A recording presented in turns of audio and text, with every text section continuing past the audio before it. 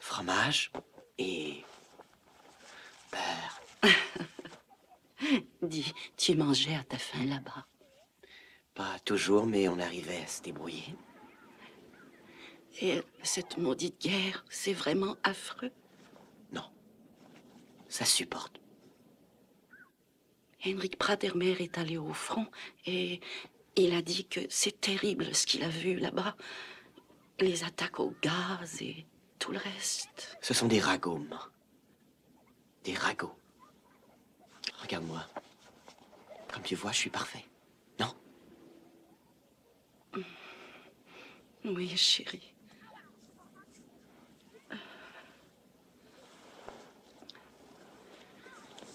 Pour l'instant. Je n'arrive toujours pas à comprendre pourquoi tu tiens à enlever ton uniforme. Uniquement parce que je me sens plus à l'aise, papa, c'est tout.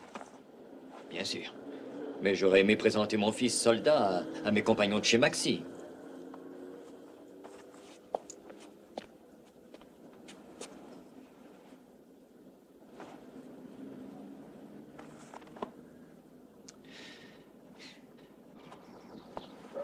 Tu as l'air en pleine forme, Paul. C'est la guerre qui te fait ça? Je ne sais pas, enfin, peut-être, d'une certaine manière. Prends un cigare, mon gars. Non, merci. Quand on a l'âge de tuer des Français, on a aussi l'âge de fumer, non? Merci. Hé, Hans! Redonne une bière à notre jeune combattant. Quel esprit règne au juste là-bas. Excellent, hein? Ah, c'est magnifique. Mais qu'attend-on pour leur donner le coup de grâce? L'ennemi a de nombreuses réserves, monsieur Holstein. Le conflit peut prendre une tournure bien différente de ce qu'on peut imaginer. Oui, mais tu es en plein cœur des hostilités. Tu ne vois que ton petit secteur et apparemment, tu n'as pas une vue d'ensemble des choses. Ce qui me paraît indispensable, c'est de faire une percée par les flancs. Là, c'est les Franzosen et là, c'est nous. Ce qu'il faut que nous fassions, c'est les prendre à revers par la Belgique et carrément passer au travers. C'est la seule façon de faire. Oui, ça pourrait se faire, mais avant, il faut les battre sur la ligne Hindenburg. Ce qui importe, c'est de s'assurer le contrôle des frontières. Tu n'y es absolument pas, Baum. Un bon soldat est fait pour avancer, pas pour rester planté comme un piquet sur les frontières. Je suis d'accord avec Ludwig. L'offensive, c'est la clé de la guerre moderne. Souviens-toi de 70. Précisément. On parle d'une guerre du XXe siècle. Pas de ce qui s'est passé il y a une cinquantaine d'années.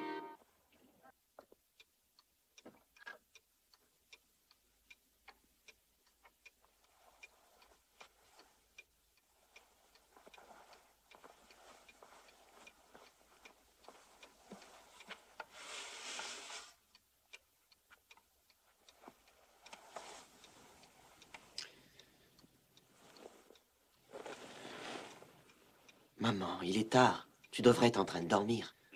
Je voulais être près de toi. Je te demande pardon. Va te recoucher, tu vas attraper froid.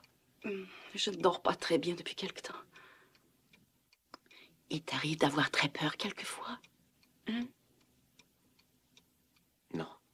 Je voulais te dire aussi de prendre toujours garde aux femmes en France, toutes découreuses. Maman, dis-toi qu'où on est, les femmes ne se bousculent pas. Et je t'en prie, Paul, sois très prudent au front. Oui, maman. Je prie pour toi soir et matin. Je sais, maman. Ne pourrais-tu pas te trouver un poste moins dangereux que celui où tu es? Peut-être, oui, je peux demander à être transféré aux cuisines, pourquoi pas? Il faut le demander. Et si on te fait des réflexions, t'auras qu'à Des dire réflexions, je ne m'en occupe pas. Bon, tu vas me faire le plaisir d'aller dormir. Hein? Viens.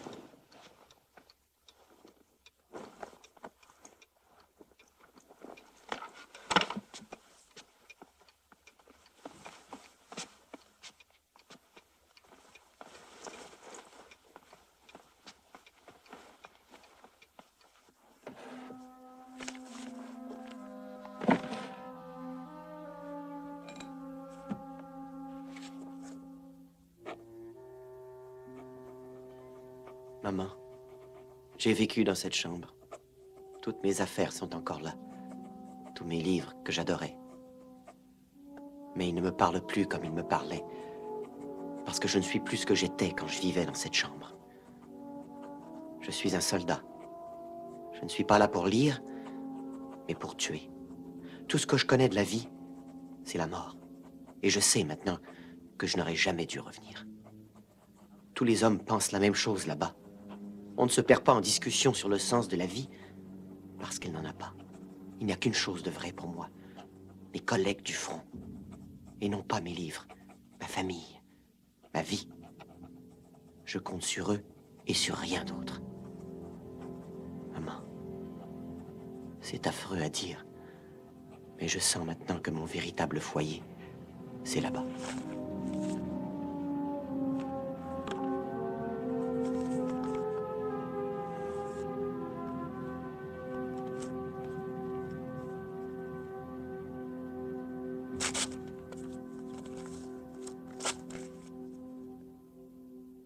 Paul!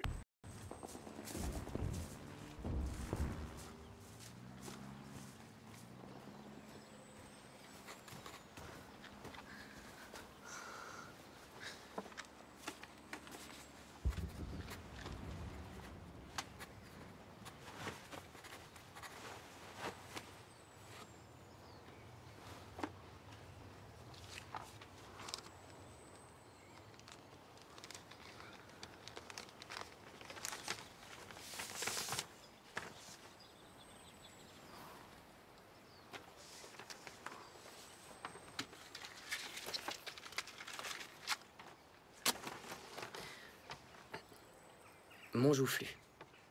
Tu as demandé que je t'envoie un colis de victuailles. Tu vas recevoir 4 saucisses avec un peu de saindoux. Je t'ai aussi mis 2 gâteaux, de la choucroute avec de la saucisse fumée, un flacon de Hing Fong, un peu de sucre en morceaux, des œufs, un bocal de compote de pointe jaune. Essaye de pas tout manger d'un coup parce que je te referai pas de colis tout de suite. Alors évite peut-être de partager avec tes camarades. Mon joufflu chéri, il faut que je te pose une question. Combien d'argent as-tu déjà pu épargner? Tu pourrais envoyer un petit quelque chose à la maison? On entend dire que les affrontements commencent à se calmer là où vous êtes. Alors ce serait bien d'avoir un peu d'argent pour voir venir. J'imagine que tu te dis, bah dis donc, cette chère Olle, elle manque pas de culot. Mais ne sois pas offensé, parce que tu me connais, j'ai toujours peur de manquer. Plus et encore plus, c'est ma devise depuis toujours. Alors ne me laisse pas tomber dans les derniers mètres. Karl Lemmer est déjà à l'hôpital sur le front Est, douleur à l'estomac. Et ça faisait à peine 3 semaines qu'il était parti. Ne pourrais-tu pas te faire soigner pour tes rhumatismes? Tu as déjà bien accompli ton devoir. Je voudrais qu'elle te voie là tout de suite en train de fumer ton cigare. Ce dimanche, j'irai au cimetière.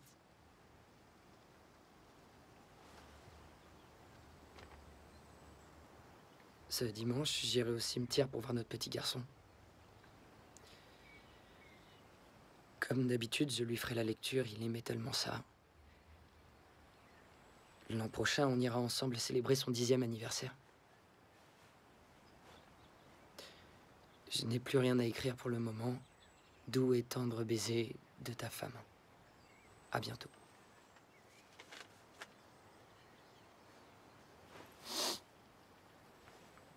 Je savais pas.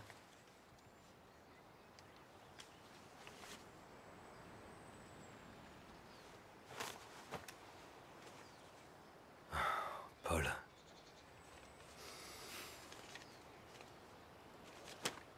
Quel sens ça a, tout ça? Un jour, on rentrera chez nous. On devra reprendre une vie normale. Et tout ce qu'ils voudront savoir, c'est si on a fait des combats rapprochés. On se promènera comme des étrangers dans les ruines du passé. Alors je me demande si, en fin de compte, je suis pas mieux assis avec toi, Tjaden et Kropp, et puis aussi Müller autour d'un feu de camp, à manger des patates sautées avec la peau.